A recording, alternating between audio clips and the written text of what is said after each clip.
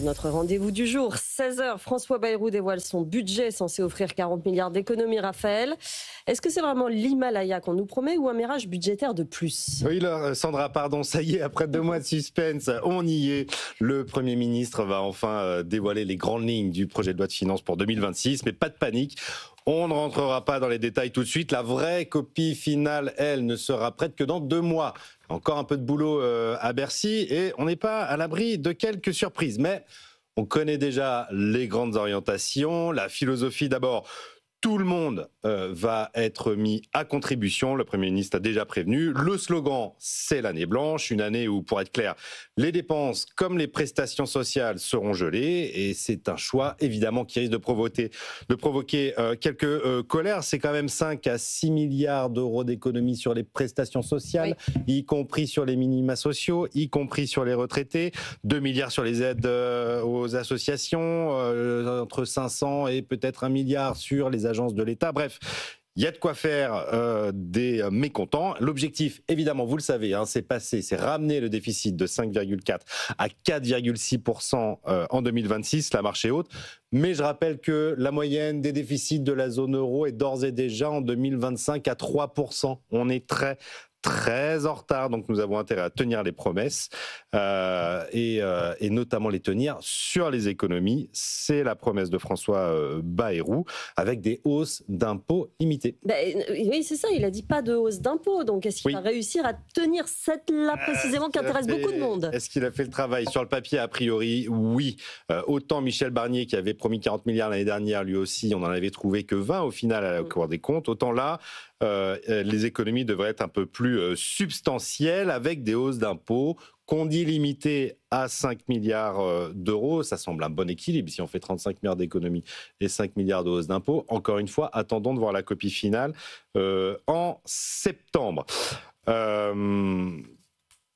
Pour les hausses d'impôts, on parle de gel du barème de l'impôt sur le revenu, si on fait un peu la liste, ça serait 1 à 2 milliards. De la contribution sur les hauts patrimoines qui sera maintenue, là, ça serait 2 milliards d'euros pour les plus aisés. Il faudra évidemment un peu de justice fiscale. Et puis, le nettoyage des niches fiscales, justement, qui se finissent toujours en hausse d'impôts, eh bien, elles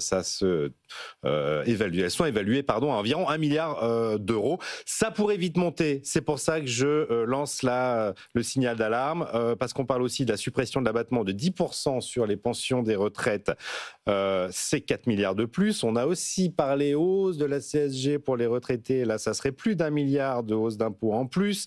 Il y aura la taxe sur les petits colis qui, elle, est d'ores et déjà annoncée, 500 millions. Bref, il pourra y en avoir beaucoup d'autres. Donc attention, Sandra, attention. C'est bien, c'est multiforme. Oui. Ça se niche partout éternelle. Finalement. On devrait quand même avoir une majorité d'économies, mais on rappelle quand même que le président de la République a rajouté 6,5 milliards de dépenses supplémentaires pour les armées il y a 2 jours. Et oui, absolument. Une illustration d'un problème récurrent, Sandra. Le Premier ministre qui essaie de tenir les cordons de la bourse, mais qui se retrouve confronté à un président dont la rigueur budgétaire, franchement, n'a jamais été sa priorité.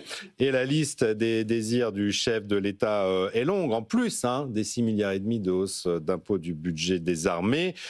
Emmanuel Macron ne veut pas d'augmentation du coût du travail, il ne veut pas de hausse d'impôts, il ne veut pas qu'on touche à sa réforme des retraites. En résumé, pas touche à son héritage économique globalement.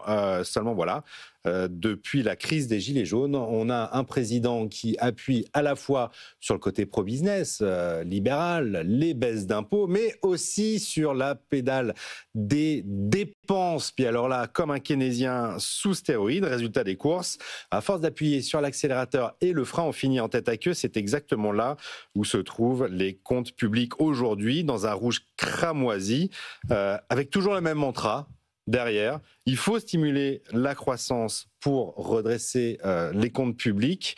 Et ça, il a raison. C'est vrai que la croissance fait remonter le PIB et donc fait baisser le taux de déficit et le taux de dette.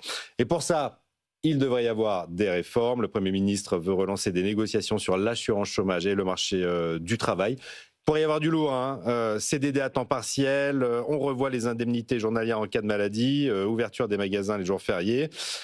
Autant de mesures qui pourraient figurer dans une loi Bayrou 1. C'est ce dont on parle aujourd'hui. Alors beaucoup en même temps s'interrogent sur les capacités du gouvernement à faire passer une telle loi à l'Assemblée, mais il semble que l'exécutif soit enfin décidé à renouer avec les réformes pro-business. Tant mieux.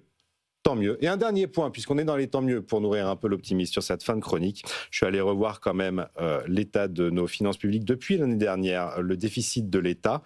Les derniers chiffres dont on dispose, c'est le 31 mai 2025. Eh bien, entre le 31 mai 2024 et le 31 mai 2025, on a quand même réduit notre déficit de près de 20 milliards d'euros, 19,5 milliards très précisément. Donc on avance petit à petit, on avance. Le déficit quand même de l'État au 31 mai s'établit toujours à 94 milliards d'euros. C'est beaucoup.